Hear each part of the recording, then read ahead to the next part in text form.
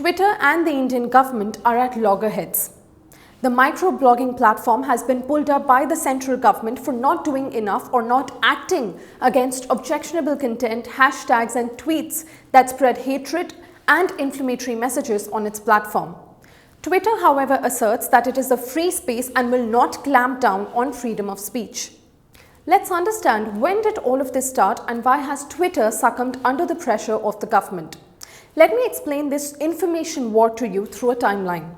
On 31st of January this year, after the Republic Day tractor rally by protesting farmers turned violent, the Ministry of Electronics and Information Technology had sent a list of 257 handles to Twitter requesting them to be blocked, alleging that they had Pakistani and Khalistani links.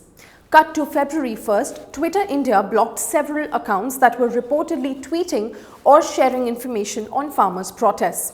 At the same time, Twitter India also decided to suspend the tweets of actress Kangana Ranaut as they were not in accordance with its standards and were against farmers' protests.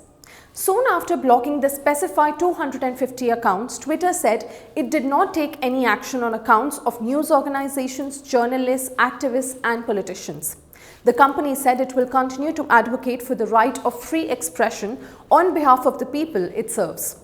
On 2nd of February, Twitter unblocked these blocked accounts, citing that the content is free speech and newsworthy and that transparency is fundamental to the company. On 4th of February, the central government demanded that Twitter removes or blocks another 1,178 listed Twitter handles, citing earlier claims.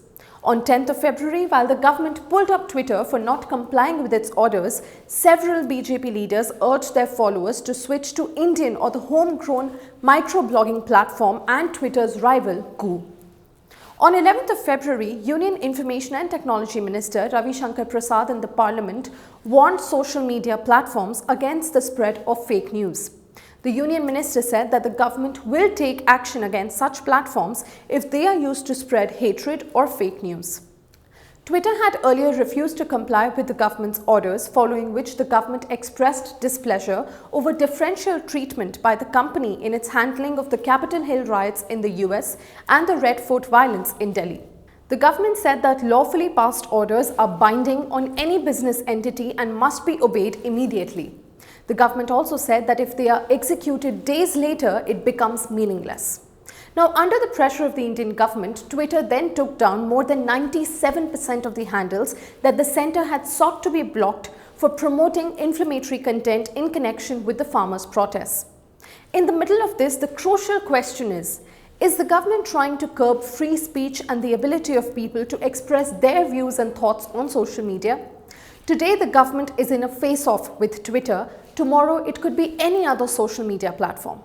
Another important question is, if Twitter complies with the government diktat and blocks the remaining 3% of accounts as demanded by the government, does it set a precedent for others too? If so, where does this end?